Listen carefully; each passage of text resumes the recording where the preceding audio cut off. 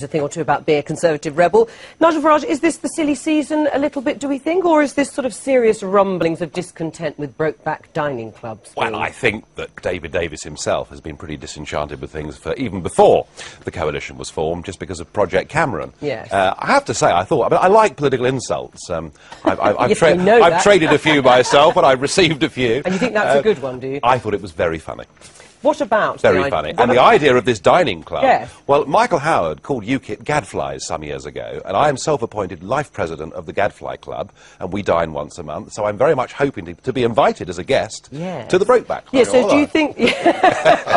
Yes, I'll wait with bated breath. Do you think there might be some benefit for UKIP here? Do you think you may be able to make hay of any of these rumblings, particularly if you are invited to one of these dining clubs? Just look at what they're doing on law and order. I mean, it seems to be that sort of prison is now an outdated concept from Crispin Blunt. Look at the fact the coalition has accepted a European foreign policy. I mean, you can go through a long list and you can see huge discontent on the backbenches, but out in the country, I mean, there's a growing realisation that there isn't really a Conservative Party anymore. So potentially, if UKIP gets its act together, there are a lot of votes out there. Yes, and what about tempting some of these Conservative backbenchers over to your side? Well, I don't know. It's a bit early for that yet, but it's not impossible. I mean, let's just see what direction this government takes. But if it goes on as it is, the discontent will grow. You used to be in this... I worked in banking, and I have to say, I thought that the decision to put banking regulation from the Bank of England to the FSA was a disastrous one. And so I was pleased to hear in the Mansion House speech George Osborne say that that was going to be put back to the Bank of England, where there was some real expertise. But the real worry, of course, is that we now know that probably by the 1st of January there is going to be an EU banking regulator, and so really whatever Vince Cable says and whatever George Osborne says, at the end of the day, our banks will be regulated and controlled from the EU. But will that EU regulation have anything to do with the amount of lending that banks In terms of do? Ratios, yes, very much so. In terms of the capital ratios? Absolutely. But that's probably a good thing, isn't it? That depends where they're set. The failure of the capital ratios, of having a certain amount of capital to back up the massive borrowing, we need to tighten these things. Whether that's always international. Yeah, whether they set the right ratios or not, we'll have to wait and see. But the point is, it's not just banking. We've also got an insurance regulator and an equities regulator. So Britain's biggest industry, which is financial services, will be controlled from Brussels from the 1st of January next year.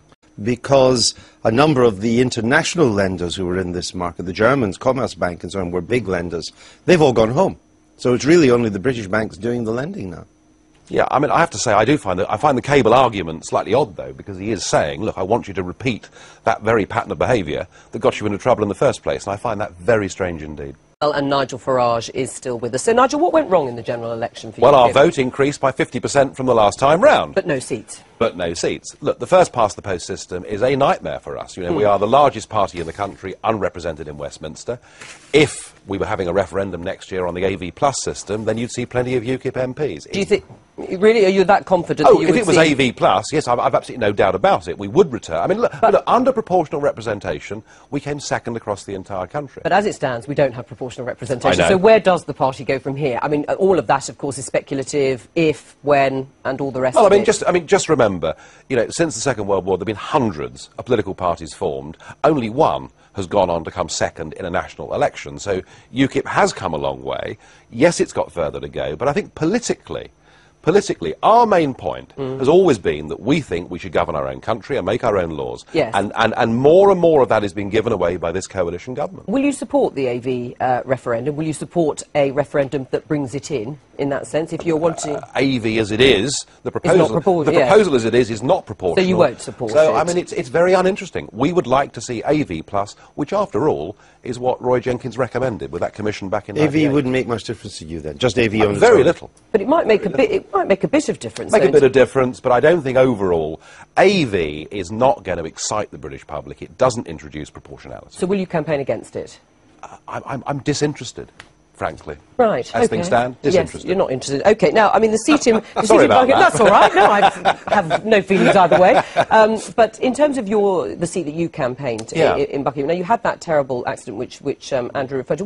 What happened? Sorry, not wanting to sort of completely record, but what did actually happen? We saw those dreadful pictures, you know, the next day, and it looked terrible. Well, it was a banner towing exercise, and what you do is you take off and you circle and you pick the banner up and you whiz around, and when you come back, you dump the banner. You can't. This is the banner that flies off the back of the plane. That's right. That's right. You see them at seaside resorts. You see them you see them advertising a local circus or whatever it may be. What you don't realise is how big and heavy those banners are. So you can't take off or land with the banners. When we picked the banner up, for some reason that I don't yet know, it wrapped around the tail and the rudder, and so from that moment onwards we were doomed and we were going to crash. And it sort of, the pilot took it up and he circled round so that we'd crash back on the airfield rather than way out in the country. And it was a very long 4 or 5 minutes. I bet you were very lucky, weren't you? Incredibly lucky. I was the pilot. Slightly worse than me. He's got some internal organ problems, so I've got my fingers crossed for him. But we were both lucky to survive it. Now, I mean, all that behind you, what about interest in leading the party again? Not at the moment, no. I am delighted to have got out of that aeroplane crash. I'm pleased to have got back to work. I'm operating at perhaps just a touch more than 50%.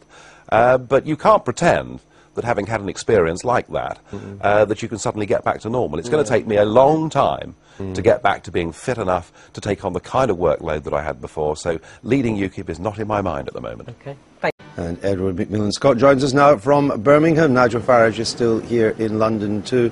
Thank you for that piece laying out you stole there. So let me go to Nigel Farage and get a reaction. I mean, isn't the problem as being fundamentally a one-issue party, that the issue at the moment, you may think there are important things going on, but for most people in the country, Europe is just not a great concern at the moment. Well, I mean, what is for certain is during the election, and even now, Mr Cameron and Mr Clegg would rather not even discuss the European question. But what is happening, and then Edward was right in the film, in saying that increasingly decisions that affect the lives of British people are taken by European institutions. Absolutely. We now have accepted an EU foreign policy. We see the newspapers today talking about European arrest warrants and people's loss of liberty. I mean, these are real issues. And yet they don't seem to resonate with the public. When the Post has asked people, what's your biggest concern at the moment, Europe is pretty far down the list. I don't agree with that. If the pollsters ask people on major concerns, immigration comes out at the top or perhaps second. And you can't have your own border policy and be part of a European Union. People are not interested in the ins and outs of Article 47 of the Lisbon Treaty, but what they do care about is how this affects their lives. And the point, I think, the important point is this. You know, I don't want there to be an EU foreign policy, an EU police force. Edward does. But my point is this. We haven't legitimised this in a referendum, and therefore it shouldn't be happening. To Nigel Farage, with the euro having been kicked into the long grass, even staunch Europhiles like Nick Clegg don't want to talk about it, say it's not going to happen for the foreseeable future. In a sense, that's a bone that's been taken away from you, because the way you could galvanise opinion would be if the euro was an immediate prospect. Well, I mean, we shouldn't forget that people like Nick Clegg would have signed us up to it over a decade ago, and just look what that would have done to the British economy. So they shouldn't get away scot-free with this one. You're right, the euro is the easy thing for the public to focus on and understand. But look, in the autumn of this year, my friend Mr Van Rompuy is going to come back with a plan to control national budgets and to put in place, as I mentioned earlier, a regulatory framework for our entire financial services industry. And Edward's former party, the Conservatives, 22 out of 25 Tory MEPs voted for a European banking regulator. So we have not just the Lib Dems, but we have the Conservatives in government giving more power away to Brussels. So is that right? What are you saying to the banks being regulated from Brussels?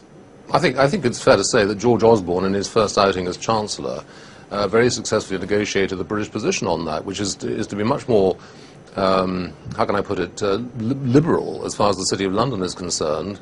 And it is probably true that there are many Europeans who'd like to regulate the City of London out of existence.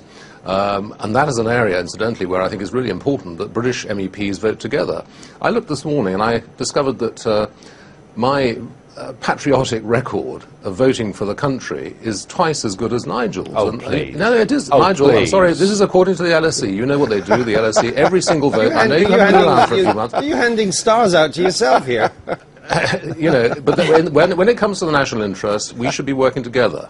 There you go. A new coalition could be formed here on the air of the Daily Politics. Yeah, I'm sorry. Edward, I'm sorry. I believe that politics needs opposition. Right. I am opposed to our laws being made by the institutions of Brussels, and I want the British people to have a free and fair referendum so that they can sort it out for themselves. I wouldn't talk about the voting record of other parties in the European Parliament before looking at your own.